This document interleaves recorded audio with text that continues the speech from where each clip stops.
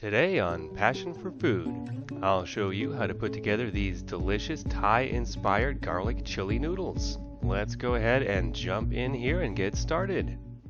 This is one of those dishes where everything is going to come together very quickly at the end, so I definitely recommend pre-cooking the noodles before you do anything else. So generously salt your pasta water, and today we'll be using these Thai rice noodles, the linguine style. Now I see lots of different brands and shapes of these rice noodles. It doesn't really matter, I just like the flat ones. I think it looks a little better in the final presentation. And just cook those according to the package directions. Normally it just has you soak them for 6 to 8 minutes in hot water, but these actually suggested I boil them, so I went ahead and did that. Make sure to give these a stir semi-frequently. Depending on which kind you get, they can stick together and not cook quite right. Once our noodles are cooked to our desired doneness, I know some of us like it a little more al dente than others. Things are getting a little steamy here, but that's okay, because now we want to immediately rinse this with cold water to stop the cooking process. That way we can hold these in reserve until we're ready for them and the noodles won't get gummy and stick together. Make sure as you're doing that you kind of mix them around, otherwise you'll still have hot noodles in the middle and you'll wind up with a hot mess. You don't want that. So let's leave this to drain and put together the sauce for our noodles.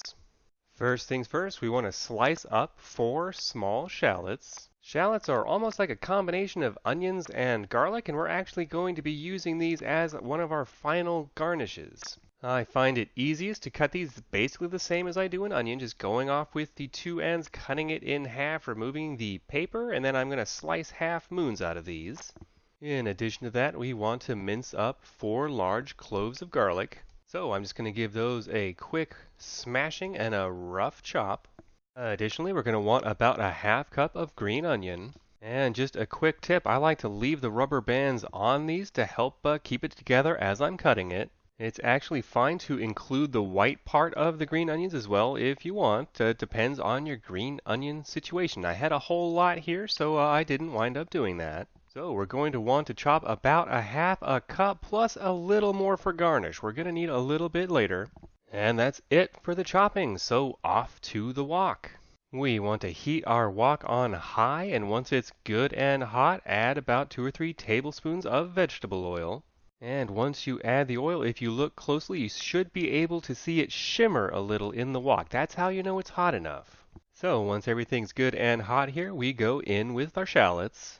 And we basically just want to stir fry these over high to medium-high heat until they get golden brown and a little bit crispy. These are going to actually be used as a garnish at the end, but it really helps pull the whole dish together. I love these crispy fried shallots, and they're actually good on a whole lot of things. It took mine about 8 minutes until they were ready. Be sure they don't get too dark. They will turn bitter if you burn them. Once they're a nice pleasing golden brown color, go ahead and drain them to a paper plate. This is what they should look like when they're done. And I do mean drain all of that oil out of the wok because we're going to be adding a tablespoon and a half of sesame oil. If you're using toasted sesame oil, you may want to use a little less. It's very potent stuff.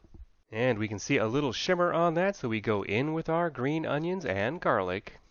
We just want to quickly stir fry this for about a minute.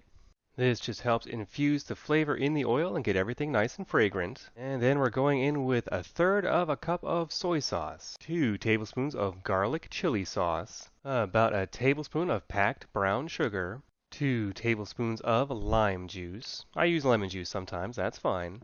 And optionally a pinch of red pepper flakes. And just a quick note, I like things very spicy, so I went with 2 heaping tablespoons of that garlic chili sauce. But if you don't like things that spicy, you might want to cut back to 1 tablespoon or even a little less. Depending on the brand, it can be very spicy.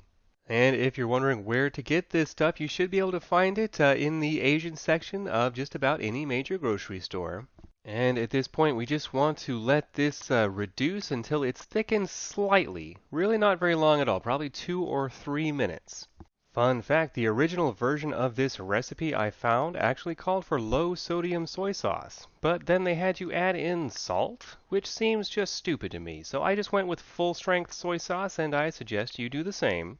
Once we're happy with our sauce, we're going to dump in the noodles and actually leave the heat on, as these noodles do need to warm back up at this point. Depending on the type of noodles and your sauce, tongs can be the easiest way to get this mixed together, but it didn't seem to be working too well for me, so I switched back to my giant metal spoon. And there's no real magic trick to this, just get it well combined. And that's it, our Thai-inspired garlic chili noodles are ready to plate up.